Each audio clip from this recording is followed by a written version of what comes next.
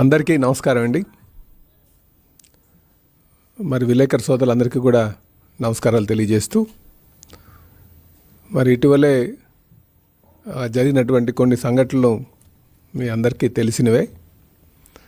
అయితే అందరికీ, ముఖ్యంగా పార్టీలో ఉన్నటువంటి నాయకులకి, కార్యకర్తలకి అందరికీ తెలియజేసేది, పార్టీ ఒక నియమావళి కావచ్చు, లేకపోతే పార్టీ యొక్క సిద్ధాంతాలు కావచ్చు, పార్టీకి సంబంధించినటువంటి ఏ విషయాలైనా సరే మాట్లాడేటప్పుడు కానీ, ఎక్కడికైనా ప్రస్తావించేటప్పుడు కానీ, పార్టీకి ఇబ్బంది కలగకుండా ఉండేటట్టుగా మాట్లాడాల్సిందిగా ప్రతి ఒక్కరిని కూడా కోరుతున్నాం. మరి ఈ మధ్యన జరిగినటువంటి సంఘటనలు ఏవైతే ఉన్నాయో, వైసీపీ నాయకులతో వేదికని పంచుకోవద్దని జాతీయ అధ్యక్షులు వారు తెలియజేశారు. దానికి ప్రతి ఒక్కరు కూడా కట్టుబడి ఉండాలని చెప్పి ఈ సందర్భంగా తెలియజేస్తున్నాం. అయితే కొన్ని పరిస్థితుల్లో వ్యక్తిగత కారణాల వల్ల కావచ్చు, లేకపోతే అక్కడ ఉన్నటువంటి నేపథ్యం కావచ్చు, అలాంటి పరిస్థితిలో వెళ్ళాల్సినటువంటి పరిస్థితి వస్తే, నివాళులు అర్పించాల్సినటువంటి పరిస్థితి వస్తే అక్కడికి సమయానికి అనుకూలంగా మనం మాట్లాడి రావాలి తప్ప పార్టీకి విఘాతం కలిగించొద్దని చెప్పేసి ప్రతి ఒక్కరికి కూడా తెలియజేస్తున్నాం. ముఖ్యంగా మరి ఇప్పుడైతే నిన్న జరిగినటువంటి మరి ఉమా గారి విషయం అయితే, ఆయన ఇచ్చినటువంటి వివరణ మీద పూర్తి సంతృప్తి చెందాం. వారు చెప్పింది పార్టీ లైన్ దాటం, మరి జాతీయ అధ్యక్షులు వారి ఒక్క మాటే శిరోధార్యం అని చెప్పేసి వారు చెప్పినటువంటి దానికి పార్టీ పూర్తిగా సంతృప్తి చెందింది. ఆ విషయం ఇక్కడికైతే సమసిపోయిందని చెప్పేసి కూడా, మూసిపోయిందని కూడా ఈ సందర్భంగా తెలియజేస్తున్నాం. అయితే మిగతా నాయకులందరికీ కూడా, ఇంకా వివిధ స్థాయిలో ఉన్నటువంటి నాయకులు కూడా తెలియజేస్తున్నా, ఈరోజు నాయకులు మాట్లాడేటువంటి మాటలు కార్యకర్తల్లోని, శ్రేణుల్లోని ఒక అభద్రతా భావం కావచ్చు, లేకపోతే ఒక కన్ఫ్యూజన్ క్రియేట్ చేసే పద్ధతిలో ఉండకూడదని చెప్పేసి తెలియజేస్తున్నాం అందరికీ. ఎందుకంటే మనం మాట్లాడే మాటలు, దాని ప్రభావం మన దగ్గర ఉన్నటువంటి నాయకుల మీద, కార్యకర్తల మీద ఉంటుంది.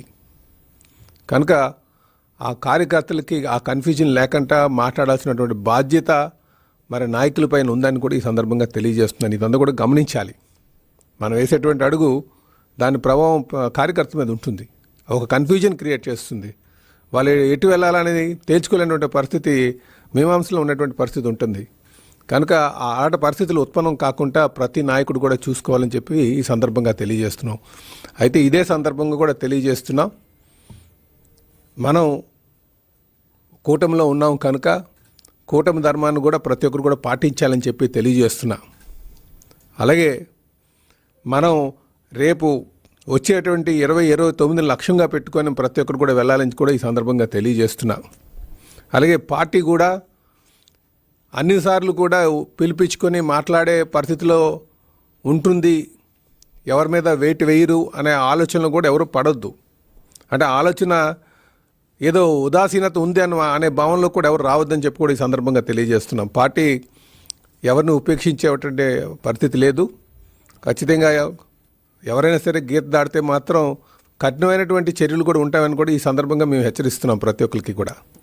ఎందుకంటే పార్టీ అన్నది, పార్టీ సిద్ధాంతాలు కావచ్చు, మా అధినాయకులు మన చంద్రబాబు నాయుడు గారు ఒక మాట మాకు శిరోధార్యం, దాన్ని ఎవరికి కూడా సరే ఆ శ్రేణిలో వచ్చేటువంటి కన్ఫ్యూజన్ క్రియేట్ చేయకుండా ఉండాల్సినటువంటి పరిస్థితి ఉంది.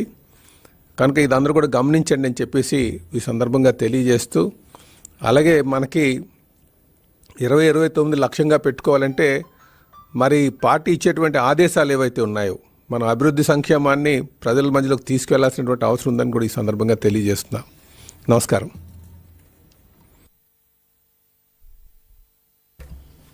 ఓకే,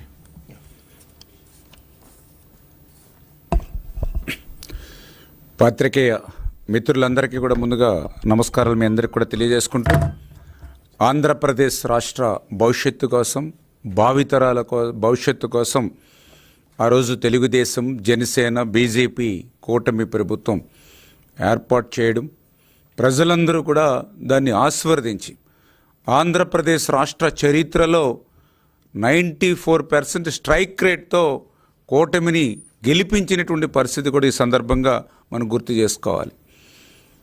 ఈ యొక్క గెలుపులో ఆ రోజు చంద్రబాబు నాయుడు గారు కానీ పవన్ కళ్యాణ్ గారు కానీ వాళ్ళ యొక్క కష్టం, వాళ్ళ యొక్క శ్రమ, వాళ్ళ యొక్క త్యాగం ఇవన్నీ కూడా మనం గుర్తుపెట్టుకోవాల్సినటువంటి అవసరం కూడా ఆ విజయంలో ఉంది అనే విషయాన్ని కూడా ఈ సందర్భంగా తెలియజేసుకుంటూ ఉన్నా.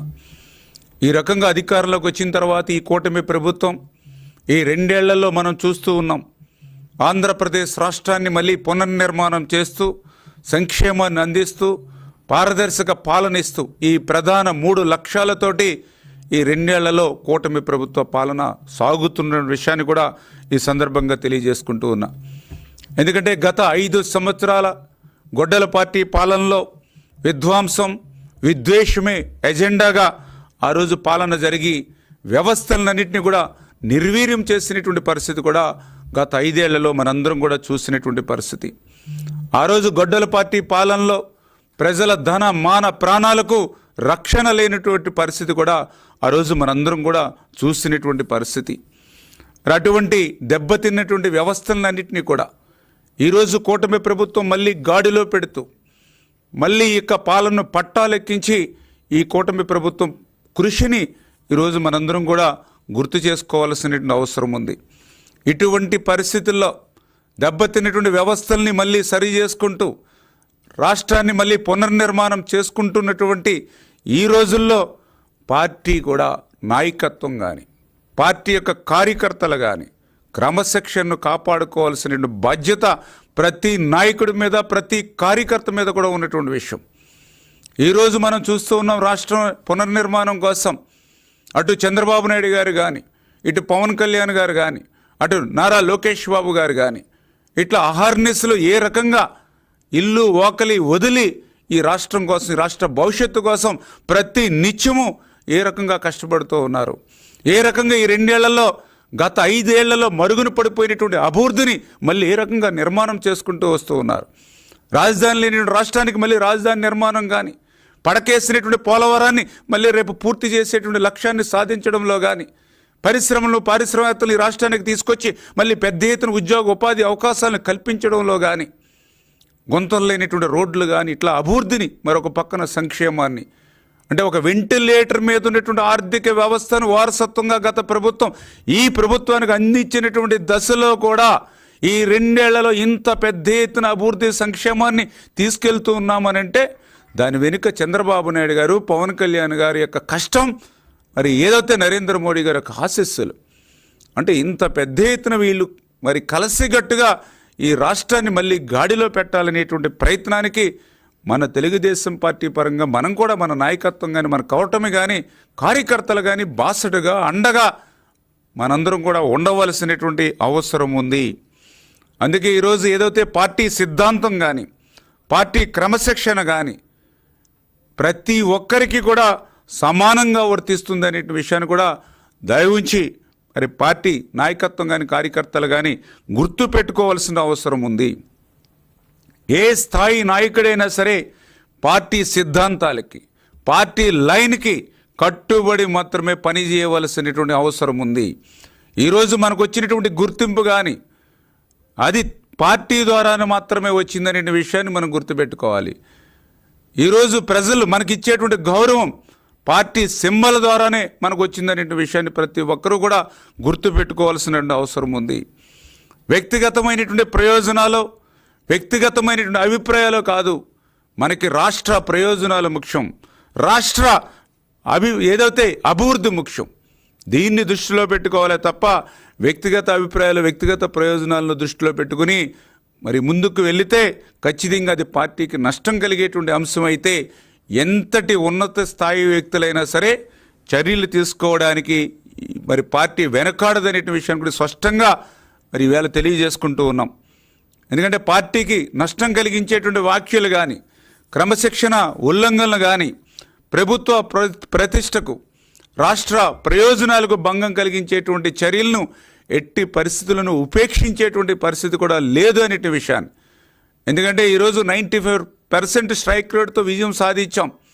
ఈవేళ ఎంతోమంది మరి నూతనంగా వచ్చినటువంటి శాసనసభ్యులు కానీ, ప్రజాప్రతినిధులు కానీ ఎవరైతే ఉన్నారో మరి వాళ్ళు కూడా తగు జాగృతతో అంటే తెలియనితనంతో అత్యుత్సాహంతో మనం చేసేటువంటి పని మన పార్టీకి లాభం చేకూర్చేటువంటి విధంగా ఉండాలి తప్ప 1% కూడా నష్టం చేసేటువంటి విధంగా ఉంటే మరి మనం చేస్తున్నటువంటి కృషి మరి బూడిదలో పోసిన పన్నీరు అవుతుందనే విషయాన్ని గుర్తుపెట్టుకుని అటువంటి నాయకత్వం మెలగాలనే విషయాన్ని కూడా ఈ సందర్భంగా తెలియజేసుకుంటూ అటువంటి క్రమశిక్షణ ఉల్లంఘించిన ప్రభుత్వ ప్రతిష్టకు రాష్ట్ర ప్రయోజనాలకు విఘాతం కలిగించేటువంటి విధంగా మరి ఎవరైనా కనుక కార్యకర్తలు నాయకులు ఎవరున్నా కూడా అవసరమైతే కఠిన చర్యలు తీసుకోవాల్సి ఉంటుందనే విషయాన్ని కూడా ఈ సందర్భంగా తెలియజేసుకుంటూ అందుకని ఈ యొక్క కార్యక్రమాన్ని ప్రతి నాయకుడు ప్రతి కార్యకర్త కూడా బాధ్యతాయుతంగా ఉండాలనే విషయాన్ని కూడా ఈ సందర్భంగా తెలియజేసుకుంటూ ఈ 2 నెలల్లో మనం చేసేటువంటి అభివృద్ధిని ఈ 2 నెలల్లో మనం ఇస్తున్నటువంటి సంక్షేమాన్ని